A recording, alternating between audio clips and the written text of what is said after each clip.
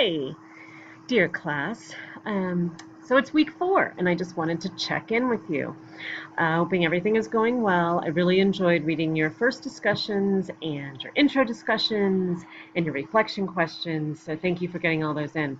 We're a small group this summer. I think there are still 10 of you, and so, but that's fun. It's fun because there's an opportunity for depth in that, an opportunity to really connect.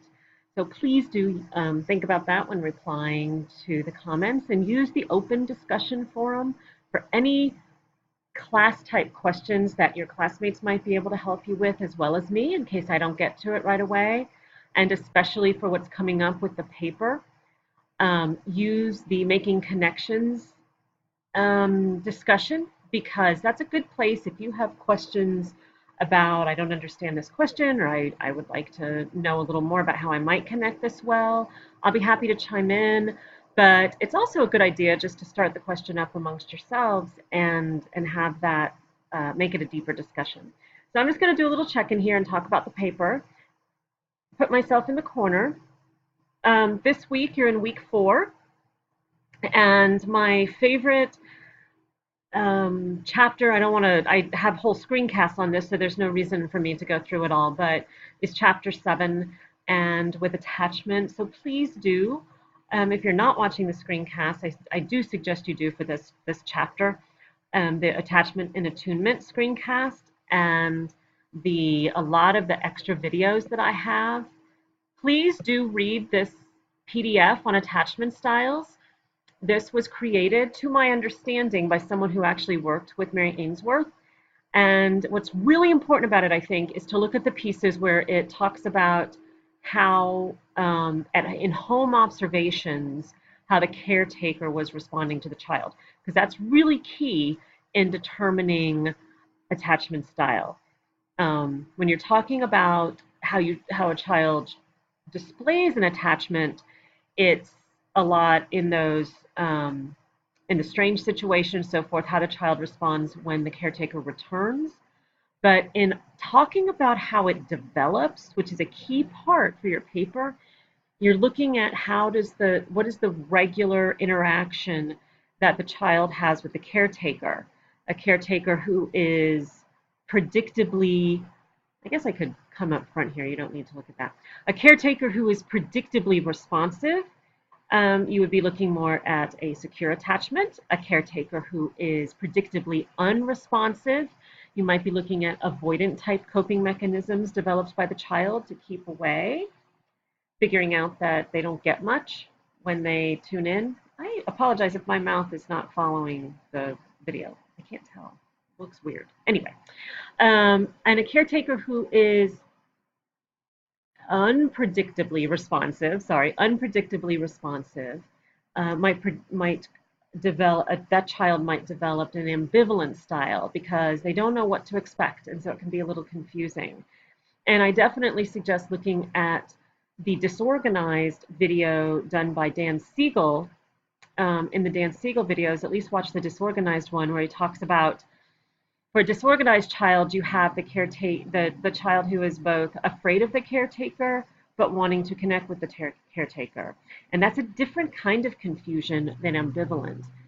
The biology becomes very confused in disorganized, I would say, because they're drawn to the caretaker through biology, but they're also staying away from the caretaker due to the fear response. And that can create a deep biological confusion. In ambivalent, it's a caretaker who's sometimes very responsive, sometimes not, so the child just doesn't know what to expect from them. They're not necessarily dangerous to them, but they might be unresponsive at times. Okay, so ask any questions you want about that as you go on. And you do get into chapter 8 as well. Because of timing, we have to, so that's gonna do that. So let's look at the paper stuff a little bit right here. Hopefully, if my link is correct, it's this paper. Oops, I'm sorry about that. I'm gonna have to change my screen here. Okay, moving myself over. It should be this paper. If it's not, let me know. You're only going to answer 3 of the questions that I ask please answer 3. You can use any of the clips that I gave you or the whole movie. There's no one clip that goes to one question or anything like that. Any clip, any question, you're just looking at will and you're trying to find examples for these types of concepts. Um, this has become longer and longer as I've gone on in the class, this stuff, because of questions. So please read this very carefully. And if you're still confused by something, then ask the questions. Be sure to use complete sentences. This isn't just, you're writing it like 3 mini essays. People ask me about length. It says it on here. At least, I would really try to go for at least 1 page. But I mean, honestly, I had an 18-page paper last semester. You don't have to do that by any means. But as long as it's all relevant, that was somebody who integrated everything from attachment into. But as long as it's relevant from all the information, as long as it's thorough and it stays on track, then it's good. So you want to make sure that you do 3 things with each question, whichever ones you choose. You want to define for me, okay, first of all, please don't include all of these little questions in here. These are to guide your thinking as you create a response. Make sure you just put like Erikson if you're doing Erikson. 3 things you want to define. If you choose, say, autonomy versus shame and doubt, you're going to define that concept for me thoroughly, what it is, when it happens, how a child develops either autonomy or shame and doubt. All of that kind of information you're going to define for me. And then you're going to look in the clips for an example of will showing either autonomy and or shame and doubt. And then you're going to hypothesize based upon how Erikson said it develops, what might have happened to will during that age. Give an example even. That's always good. The more thorough the example, the better. And explain to me how your example actually displays the concept. I call that bridging, and I think it's important.